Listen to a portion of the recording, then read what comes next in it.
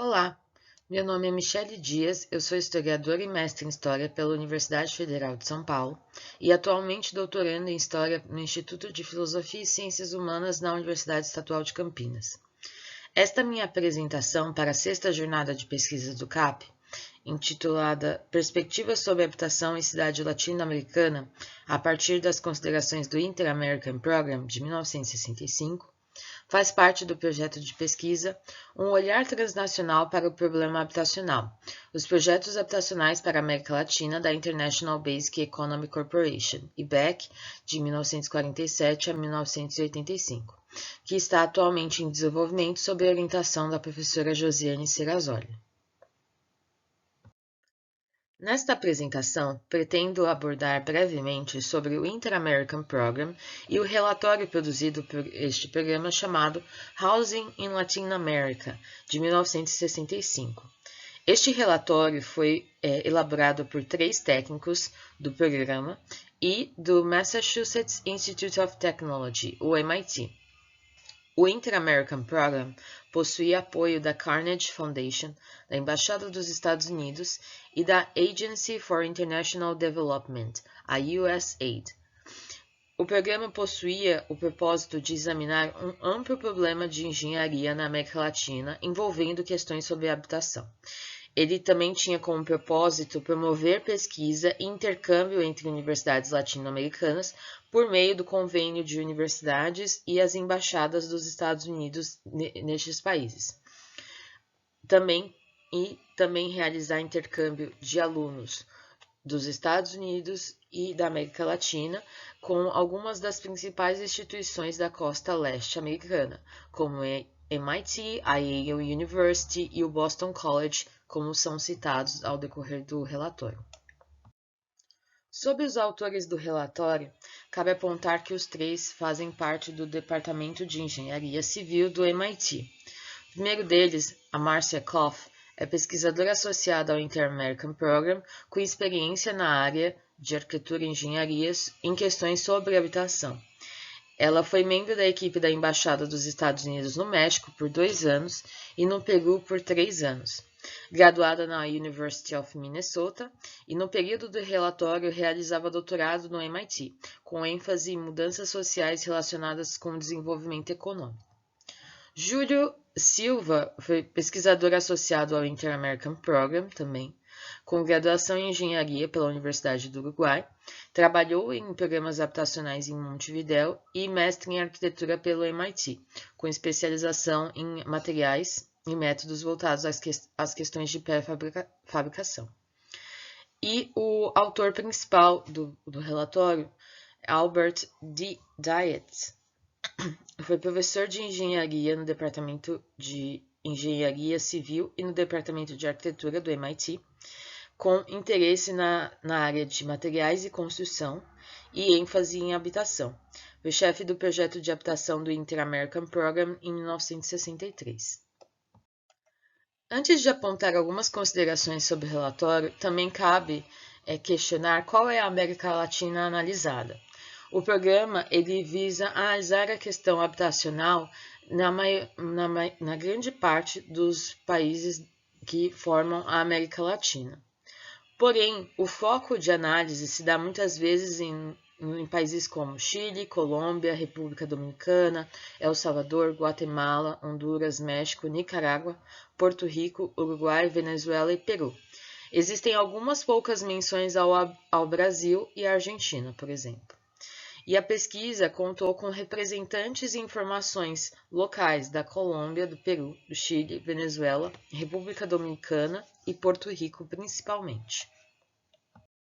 Sobre o conteúdo do relatório, ele se faz como um estudo em 2 partes, analisando condições de habitações como elas existem, no período que foi realizado o relatório, questões sobre financiamento, tanto público quanto privado, e problemas políticos, sociais e econômicos.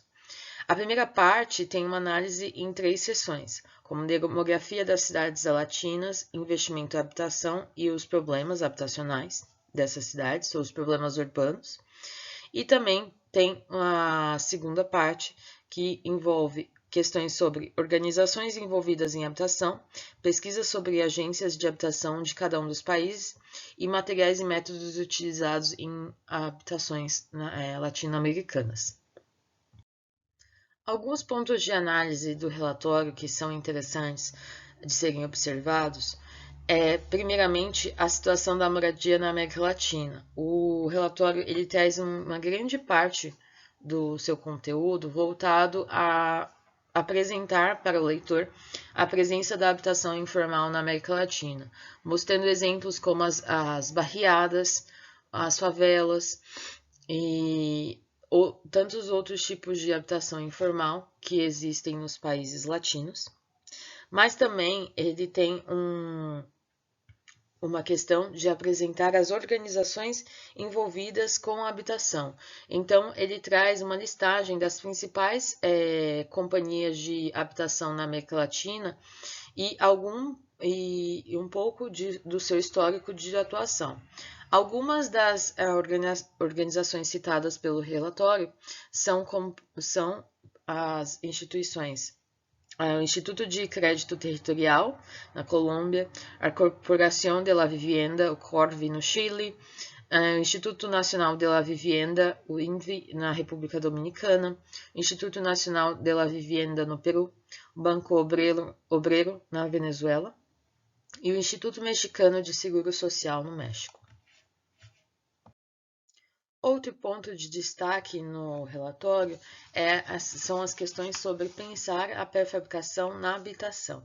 Então, para isso, o relatório ele traz alguns exemplos de companhias ou institutos que trabalham com questões sobre pré-fabricação na América Latina, como o Centro Interamericano de la Vivienda, o CINVA, Instituto Venezuelano de Investigações Tecnológicas e Industriales, o INVEST, na Venezuela, o Inter-American Development Bank e algumas pesquisas entre universidades apoiadas tanto pelo INVEST quanto pelo CINVA.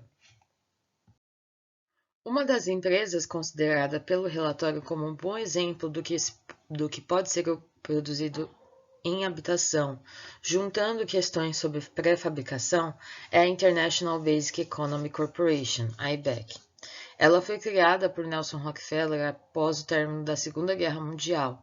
Esta empresa tinha como objetivo estimular o desenvolvimento econômico de países latino-americanos e atuava a partir do estabelecimento de diversas empresas subsidiárias, mas também por 3 divisões internas: um instituto de pesquisa voltado para as questões do uso do solo e alimentos, a divisão de serviços técnicos, que tratava de questões envolvendo maquinários, mas também o planejamento urbano, e, por fim, a divisão de habitação, objeto de estudo da minha pesquisa, que foi a última divisão da empresa a ser estabelecida. Ela atuou na construção de conjuntos em países como Estados Unidos, México, El Salvador, Porto Rico, mas também no Peru, Chile, Argentina e o Brasil, na cidade de São José dos Campos, no estado de São Paulo. A IBEC Housing foi idealizada a partir de um método construtivo chamado de IBEC Method, que juntava características da produção fordista industrial com o auxílio da pré-fabricação. O principal conjunto habitacional entregue pela IBEC com a experimentação deste método foi o conjunto Las Lomas, em San Juan, Porto Rico, construído entre 1955 e 1956, com 1.583 unidades habitacionais a princípio. No relatório também é apontado que a empresa estava trabalhando na construção de 800 unidades habitacionais em Santiago, no Chile, e 1.400 unidades habitacionais em Lima, no Peru.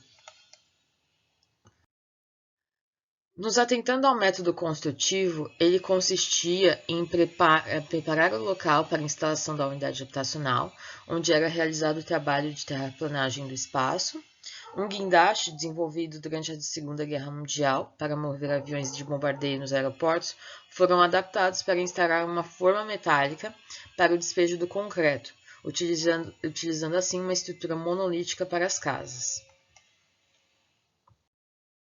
Após a cura do concreto, feita por este sistema a vácuo, que extraía a água do concreto, eram instaladas as partes elétricas e hidráulicas e, por fim, a colocação da laje por meio de um guindaste com sistema a vácuo.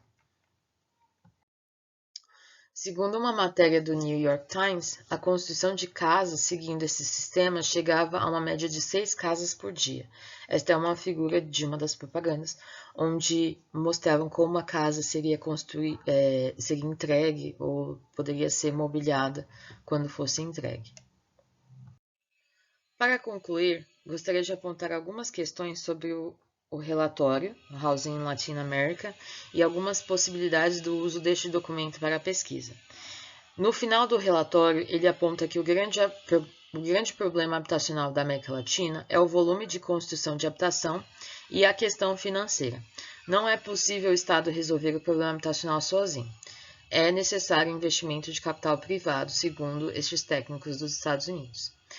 Acredito que, apesar de tal conclusão, o relatório ainda é possível ser considerado como uma fonte para se compreender diversas companhias habitacionais que atuavam no território latino-americano, como a International Basic Economic Corporation. Estas são algumas das referências bibliográficas utilizadas durante esta apresentação.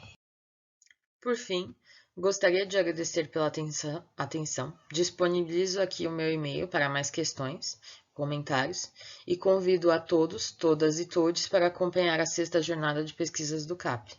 Até mais!